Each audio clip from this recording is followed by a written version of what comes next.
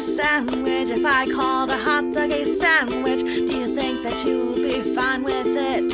If not, then why?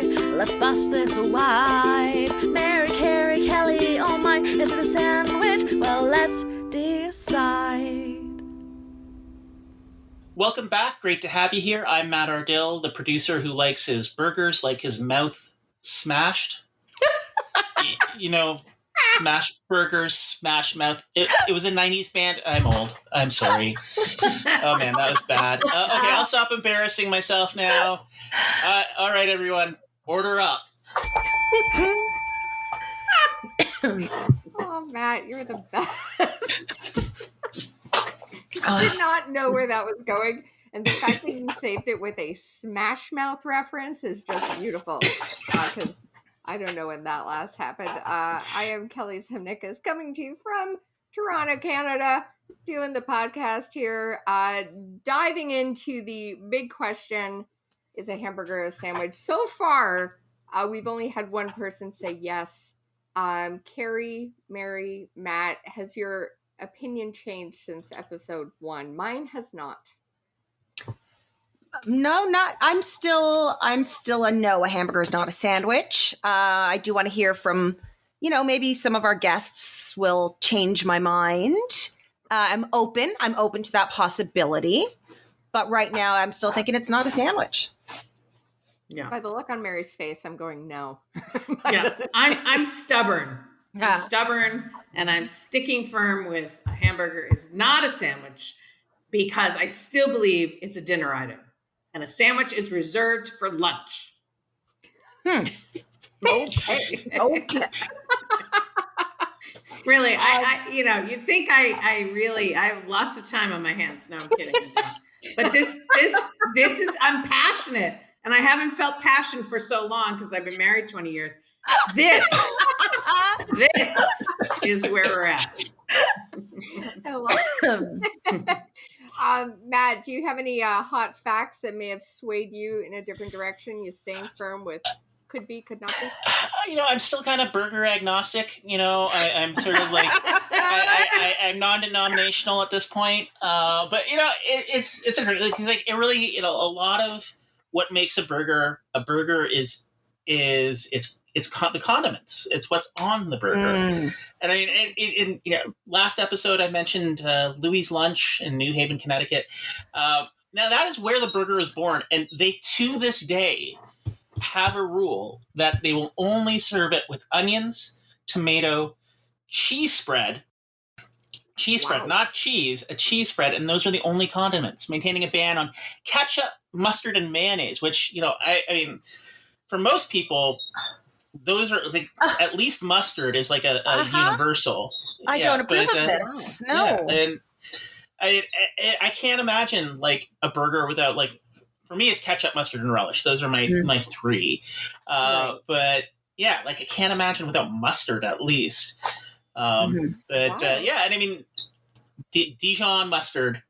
I still grew up during the Grey Poupon era, where you see the car would pull up, the window would roll down.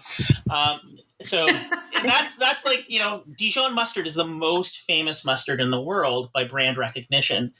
And, I just like, I know I know it's a fancy burger when somebody's put Dijon mustard on it. See, you lose me when you get the Dijon. I do not like the Dijon. I love how when you were talking about the Dijon, you did a nice 1973 roll down the window reference that today's youth will not understand. With the motion of rolling down the window. It was lovely. No, I've tried the Dijon. I can't get into it. I am a yellow mustard purist. Maybe that makes me a child, but I'm just going to go with that. That's fair. What Matt was mentioning, actually, going into the sandwich territory a bit, there's a spot in Montreal called Lewinsky's. Lewinsky's Light Lunch. Walensky's. They serve a bologna sandwich, just mustard. If you ask for no mustard, I think you will be ushered out the door of this place. That's just how they serve it. They charge you more. They charge you more if you ask for without. My dad grew up there, and he's still in Montreal, and they literally will charge you 5 cents or something more if you ask for it without. I'm not kidding. I've never had a bologna sandwich with mustard on it. That is what? It's Really? ketchup. It's ketchup for me. Oh, It's No, yeah. no, that's absolutely not. No. Wrong. Nope, sorry. That is not okay. No, agree. I may have to correct that then. I will write that wrong. Well, I have a question for Matt though. You said you are a ketchup mustard relish person for your hamburger. Mm-hmm. Do you like sweet relish or just the basic non-sweet relish? A sweet relish. It's a sweet relish. Yeah, I've got a bad sweet tooth when it comes to my burgers. So I mean, the mustard like offsets the ketchup and relish a bit. But I do like a very sweet burger. Yeah, fair enough. Well, the mustard chatter, just a smooth spread into our guest. Oh, nice, Kelly. Thank you. I was gonna try to do a Smash Mouth reference, but I couldn't think of one quick enough. That's all the good ones. But let's get into episode 2 of Order Up. Kelly, who's on the show today? Oh my gosh, I am so excited because not only is he a dear friend of mine, this is also, I'd call him Mr. Mustard. I'm sure there's a better nickname. Colonel Mustard.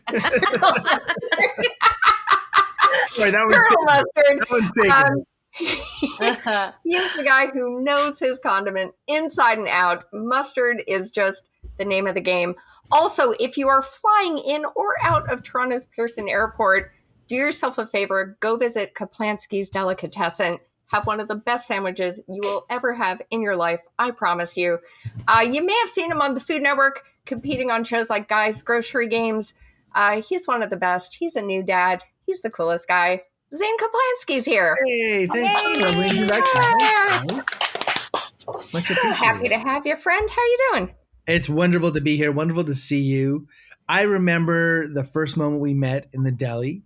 I remember exactly where you were sitting. I remember the next time you came in, or maybe it was the time after that you brought your brother, who ended up having a very important role in my life and in the restaurant. He was our first very competent manager of our food truck, Thunder and Thelma, and really sort of saved the day. And it's so nice to see you. And I remember all of the places that you and I went for breakfast all over Toronto as well, and all the meals that we had together. And it's I know. Before you got yourself married and had a kid. All right. We have brought you here. You're doing some really cool stuff, have some great products to offer up to people with the mustards. But Cari, you've got some questions for Zane. Zane, I do. We have 5 questions that we're asking all of our guests. So this is your turn. Ready? Got it. What is a meal that takes you instantly back to childhood? Well, and Kelly gave me a great entry point for this one, which is Shabbat dinner for Jewish people. It's something that happens every Friday night. And since my son was born, it's something that we've started doing. I haven't done it for, 20 plus years, maybe 30 plus years. Ever since I can remember, Friday night was always the night that the family was expected to sit together at the dinner table. Every Friday night, we would have a roast chicken. Every Friday night, we would have challah, which is, we call it like poor man's brioche.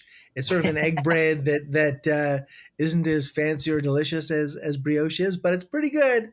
And now, actually, here where I live in British Columbia, my wife and her mother have taken on the joy of braiding a raisin challah for Friday night dinner, and I have a tablecloth that my booby made for me, sewed my name into it so I can prove the fact that it was for me, that we use every Friday night as a Shabbat tablecloth. And every Friday night when we get together to have the blessing over the wine, the blessing over the bread, the blessing over our son, and the blessing over the candles. It does transport me back to those earliest times when the earliest meals that I can remember. So every Friday night, I get a reminder of where I've come from, who I am, and to try and pass that on, at least the good parts, to my son as well. Oh, that is lovely. We haven't done like Shabbat dinner in a while in my family. My mother-in-law was doing it for a long, long time, but everyone's getting older and it's a lot to prepare. And so recently we did our holiday dinner, and that was nice to have the whole family around and to do all those blessings over the food and everything. So, oh, that's such a wonderful tradition you're doing with your little guy. You know, it is that COVID interrupt this kind of problem that people have had, but Shabbat is one of those family-centric things that I guess a couple of years ago I had my parents send me that tablecloth. Right. And having the tablecloth really sets the stage for those moments. And I have a Shabbat wine glass that we use, and a pair of candlesticks as well. And that ritual, that tradition reminds me of, you know, in my family, we had 4 kids. And in my family, you don't get food passed to you unless you name the person you need to pass it. So, Cari, please pass the potatoes. Right. Otherwise, it doesn't. The volume of the conversation and the argument and the cacophony of sounds, that's my memory of childhood. And you know, my brother Mark playing host. He was the game show host. He liked to ask questions and stump you on the answers. And the food was almost incidental, but it was the family getting together. And the fact that, or the idea that my son will experience his own version of Shabbat dinner, even as I said before, or maybe it was before we hit the record button, that he won't remember this stage of his life, but that at some future time, this nostalgia button will be pushed. Right. I love that. That's so fantastic. Oh, good for you, man. That's awesome. Okay, here's another question. What is your favorite late night snack? Well, I mean, it's not even a question. I mean, for me, it's popcorn. And popcorn is I get this like craving. I mean, the nice thing about popcorn is that it's a vegetable. So you can even feel good about the fact that you're eating. Like, how does it get better than that?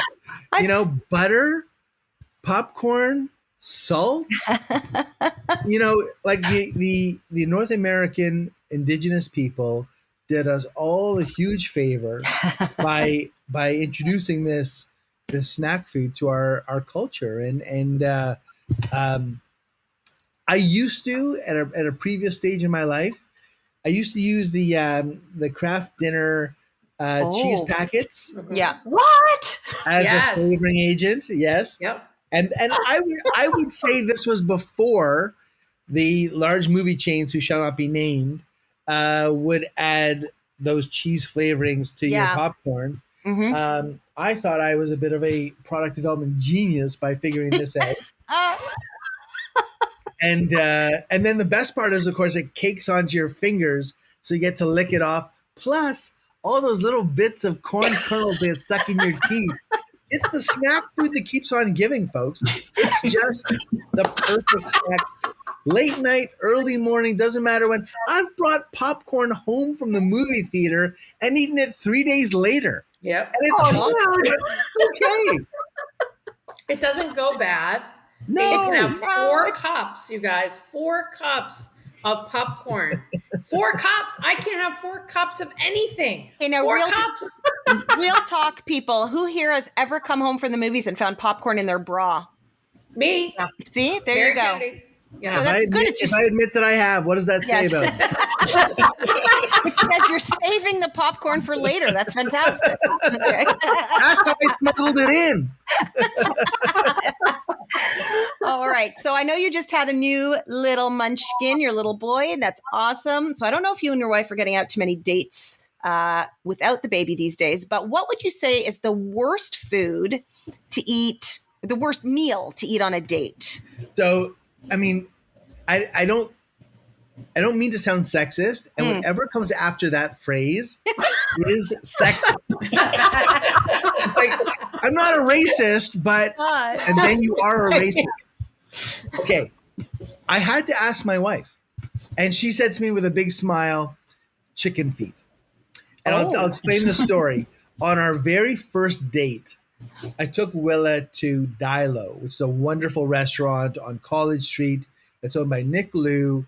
If you haven't been, please go. He's a wonderful chef and a wonderful man. And Nick sent out, because we're friends, he sent out, and I put that in air quotes, because chicken feet are not an easy dish to know how to eat, especially if you've never eaten chicken feet. And as I'm sure none of you are aware, maybe Kelly is, when I'm nervous, I talk a lot. And on my first date with my future wife, I was kind of nervous and I was very talky. So when Nick brought out this Korean fried chicken feet, KFC dish that he was quite famous for, and justifiably so, I was yappity yappity yap, and Willa wanted to start to try it, but she didn't know if she's supposed to spit or swallow. So, chicken feet are all bone, skin, and sinew, and you're intended to spit out the bones. But she's a lady. Oh my gosh. In the truest sense of that word. She would never spit out food at dinner. So she was hoping that I would take a breath and a beat and a bite to show her how she's supposed to eat these. Because it would have been, you spit out the bones and you keep going. You suck off the skin, you eat the sinew, and it's all about the sauce. No. I was too, you won't even believe this. I was too self-absorbed. No, it's true. I promise. You won't believe it, but it's true. And I was talking, likely about myself. And she was left to her own devices. And I'm thinking to myself, that's strange. Why is she swallowing all the bones? Oh, no. Who does that? Ladies and gentlemen, do not order or accept a plate of chicken feet on a date. Although it did turn out quite well. So, although I should say this too. My wife will tell you that it was the worst first date of her life. Oh my. Well, yeah, she was taken to the ER after that. Exactly. Well, yes, the chicken feet were a contributing factor, but the partner in her date said to her at one point, this being me, so I want to have children, yes or no? On a first date? First date! Really? I mean, you're in or you're out. Yeah, I know. How are you married with a child at this point? This is fantastic. I'm so proud of you. Like when I said she's a lady, she's a sainted lady, is what she is. Apparently so. Jeez. The degree of forbearance, the degree of sensitivity, it worked out. I got my wish. I got a boy. I got a son, a child. I didn't care what gender it was or will be. But for her, it's like, pump the brakes, Caplansky. What are you even doing here? First the chicken feet and now the babies? Who are you? Oh my God. Yeah. Well, I'm glad it all worked out despite your bumbling ways. I know. Despite myself, Cari, you're exactly right. I don't even know how I survived. But you did. So I thank my lucky stars. Okay, that's hilarious. Okay, question 4. Here you go. What was the best burger you ever ate and where did you have it? So this was a torturous this is a torturous question because I've eaten a lot of great burgers, but it occurred to me that what's always mattered most to me is the context of the food that I eat, not just the burger. And Kelly and I had breakfast once at a restaurant called Stockyards in Toronto. Yum.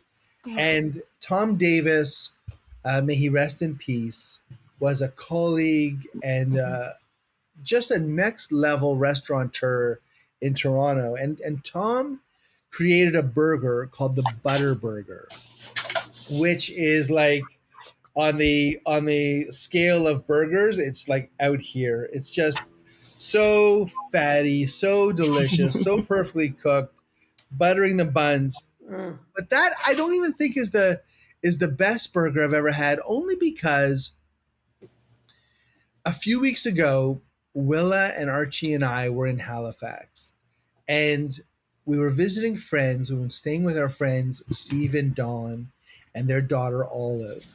And these are people who were Toronto people who moved to Halifax, and we haven't seen them now for about 4 years. And we were only with them for 3 nights. The first night we arrived very late, and so we had our last dinner together. And Dawn said, "Did you want to have? We can go out for dinner, or we can make burgers here." And I said, "You know what?" Oh, and she said, "And Steve makes great burgers." And I thought, you know what? This is what matters: is the time that you spend together, the effort that it takes, the thoughtfulness of the hand pressed burgers. And in fact, Steve and I went shopping together. Now, one fun small fact is that Dawn and I are ex-girlfriend and boyfriend. How wonderful my wife is. We actually had 2, possibly 3 of my ex-girlfriends at our wedding here, and that she's totally okay with this. And this was really the day that I got to spend a really good amount of time with Steve and got to know him way better and to connect more deeply. And Olive, as a 5-year-old, was so enraptured with our son and loved to play big sister and loved to share her toys and loved to play with him. And to see Dawn and Willa play together as well, and to connect as moms and all the things that happen.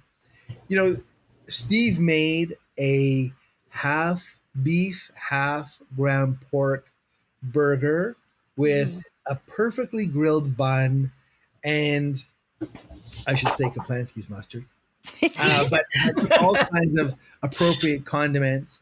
And we sat on their deck maybe a week, maybe 10 days before Hurricane Fiona, which at that point was a serious storm, struck their area and knocked out their power. And it really was perfect in the sense of, you know, we ate way later than we normally would have, but it was the perfect burger at the perfect moment with a group of friends who really care about us, who we care about too. And it was part of the journey of life that matters so much. So I would really have to classify that Steve's burger in Halifax a couple of weeks ago as the one burger that, when you ask the question, resonates with me as the best burger I ever had. I love that so much. That's the best. Have you had a longer-winded answer than that? No. That's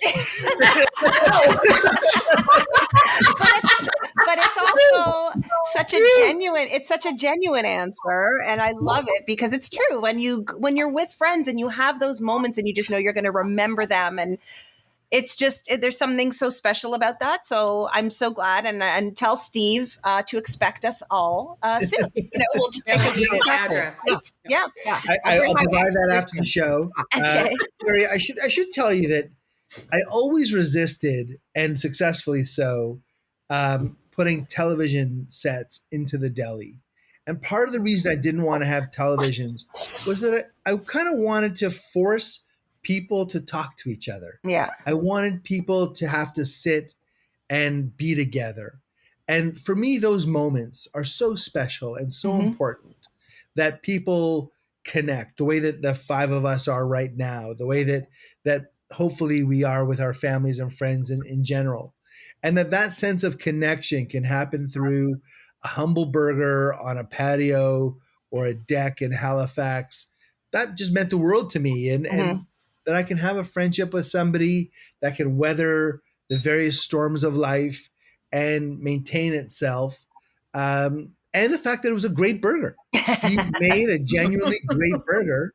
I'm happy to report That's number one. That's awesome. And there's something about eating outside too that's so fantastic. Food always tastes so great outside. So thinking about this burger, this is the big question. We're all trying to answer this question in our podcast. Is a hamburger a sandwich? You know, I have to say without equivocation, a hamburger absolutely is a sandwich. Oh, If it wants to be a sandwich.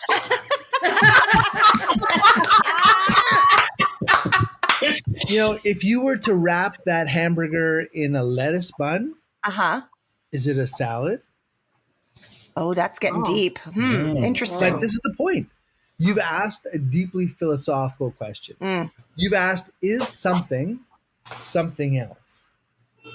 That's not it is what it is. It's a hamburger. And when you look at my menu in the restaurant and I list my sandwiches, the hamburger is in that list of sandwiches. It's in between two pieces of bread, whether that's a bun or whether that's two pieces of. If you ask for my hamburger on challah, is it still a hamburger? Of course it is. Yeah. You know, and I'm much more about what something is versus what something isn't. And so the idea of disqualifying a hamburger, and I'll say that I've thought a lot about this because I got trapped a number of years ago with the question of, is a hot dog a sandwich? And I was bold enough to say that no, it's not. And I regret that decision because if a hot dog wants to be a sandwich, go ahead and be a sandwich. I mean, would I be stepping in a very steamy pile of challenging, sociological questions if I said that we are all whoever we want to be, and whether the question is line of work, whether the question is, I would say, gender or anything else, who you are or who you want to be, I'm not the person who can disqualify you. I'm not the person who's going to say no. If a hamburger wants to be a salad, it can be a salad. If a hamburger wants to be, whatever it wants to be, that's fine with me. And do I consider a hamburger a sandwich? Sure. There's nothing about it to me that says no, you're not part of this the club, and you're not welcome here. The club sandwich. I love this answer. This is fantastic. Guys, I love this answer. This is deep. Yeah. Yes. Well, I mean, to be honest with you, the whole hot dog question really troubled me for a long time, and I felt really remorseful about saying that no, a hot dog couldn't be a sandwich. Because then you say to yourself, well, if it has to be two pieces of bread, is a sub a sandwich? And then there's all of these, well, what if? And, a hamburger is a hamburger. And as far as I'm concerned, it's wonderful and perfect and special just as it is. And if it wants to call itself a sandwich, if it wants to call itself a salad, if it wants to call itself a pizza, with a piece of dough and a little tomato sauce and maybe some cheese, that hamburger can be a pizza as far as I'm concerned. This is very aspirational. We can all be whatever we want to be. I'm loving this. Cari, that's my point. I love I'm it, getting Zane. this vibe that Zane might be coming out with like a children's book called "If You Want to Be a Burger." Yes. You can be a burger. Not a bad plan. It sounds like a kid's book, dude. I've been reading a lot of kids' books lately. That might not. And the thin whisper of a plot that these things tend to have, you can be a hamburger, to me, is going to win the Governor General's Prize for kids' books. You should get on that. That's actually not a bad plan. It's not a bad idea. and then have your mustard sponsor the book on the back. And then you could have it. I'm looking at Christmas merchandise or Hanukkah merchandise. We need some Cari, Hanukkah stuff. Yeah. I love it. and the book, and then wrap your mustard next to it. Oh my God, no, And there's a then little there you go. plush. A little plush hamburger hugging the Caplansky's mustard. mustard. There it is. There we There go. it is. All You know, right. we actually did our own coloring book, and I paid an artist to create a Caplansky's Deli coloring book, which made me so happy that kids would sit down and they would color in, that they would deface my image as much as they wanted to. It really made me so proud to know that people could just scribble all over. I think awesome. we can say that parenthood has changed, Zane, because I've been a parenthood. Hi, menopause. I've been a parent, 14 and 15 years now, and I'm so glad, Zane, that you're remembering these times before, as your kid's young, because I was in the weeds. Oh, we're There it seeing is. a little Oh. Have you ever in your entire life? Oh, buddy. Archie, You're very Archie thinks sushi. you're wrong. Archie Sorry. thinks it's not a sandwich. Yeah, I think we That's what skipped that cry was. What did you do? How did you do? What did you do to my son? he's delicious. He He's is. delicious. Oh, my God. buddy. Oh. Oh, what a cutie. Yes. Archie, a hamburger is a sandwich. Hi, little bug. Oh You're my so God. sweet. Have you ever in your life? No, he's so Oh, yummy. so cute. Shayna Punham, as we It's say. a Shayna Punham for sure. Oi. Okay. Well, Zane, we'll let you and Archie and Willa be. But before we go, where can everyone get your mustard? Worldwide? Just North America? What's the deal? So we have worldwide distribution via our Shopify website, Caplanskys.com. We have about 500 retailers around Canada and some in the United States as well. And there's lots and lots of restaurants who are using our mustard in their hamburger and sandwich creations across the country too. I've been on our website. There's a mustard. Thank you, Willa. On our website, there's a mustard map that tells you all of the locations that you can find our mustards. Please Perfect. support our retailers and go and buy them. We also have our 4-pack variety packs that are wonderful possible gifts for Christmas or Hanukkah. Who doesn't want mustard for Hanukkah, right? Right? Who doesn't want an Archie for That's what Hanukkah? everyone's putting on their Yeah, lists this year. Right? So everything is possible, and you'll find us everywhere you find good mustard or bad mustard. Is there any such thing as bad mustard? No. Aw, good to see you, friend. All Thank right. you so much for coming by today. Thank you so much, Zane. Oh, little buddy. Oh, no. Okay, bye. So, I think Zane, we've only done 2 of these, but I think he's had my favorite answer so far. Yeah. It's just what it wants to be. It's very, ooh. Very zen. Yeah. DC has made him very zen. It's very Zane. What's made him zen?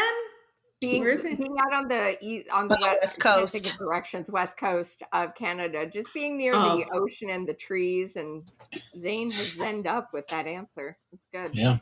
He's a new dad. That baby is the cutest. Very sweet. Oh yeah. Yeah. Mm-hmm. Oh, cute.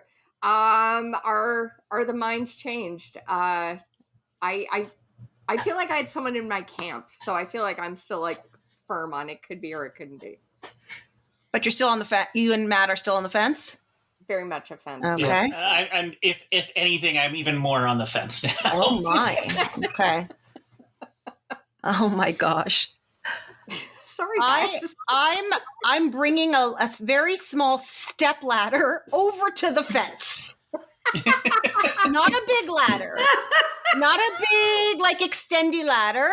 A small, maybe 2-step stool. I'm because I was a very no, it's not a sandwich. But now after hearing the most recent guests, I'm nearer to the fence. Come over. I'm only 5'3". I don't. That's a low fence. It's a low fence. I'm only 5 feet tall. I need the step stool, but I'm coming. I'm bringing a stool. I'm not over it yet. I'm not even on it yet, but I'm near it. All right. Well, next episode will mark our halfway point. We'll see if minds change, but you'll have to tune in. I think we're all going to get a burger now, though, right? Sounds good to me. Yeah. And Enjoy. it's still not a sandwich. Nope. Sorry, everybody. California says no. Oh, gosh. And that's that. So the first thing I'm going to ask everybody the same. Tell me your name and how old you are. Eli. My name is Eli, and I'm 7. Good. Okay, so here's my question. Is a hamburger a sandwich? Yes. Can you explain why? Can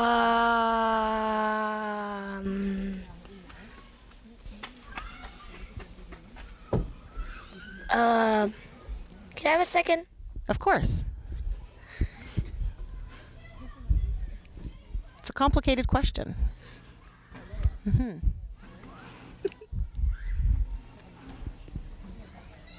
Need some more seconds? I can come back to you. Yeah, never mind. Okay, no worries. All right, do you want to do it? I can try. Try. I guarantee you it'll be good, though. It doesn't need to be good. It just needs to be honest. Okay, tell me your name and how old you are. My name is Haven. I'm 14 years old. Haven, is a hamburger a sandwich? No. No, definitive no. Why not? A sandwich is stuff between 2 pieces of bread, and a hamburger is a patty of meat or whatever meat, fake meat or whatever you want, between 2 pieces of the bun, and it's not the same thing. So the issue is the kind of bread? Yes. Okay, this is very interesting. Thank you. Want to do it or no? I don't know. Okay, you don't have to. She can do it later. Order Up is hosted and produced by Matt Ardill, Mary Kennedy, Carrie Hain, Kelly Zemeckis. and original music is by Rebecca McDonald.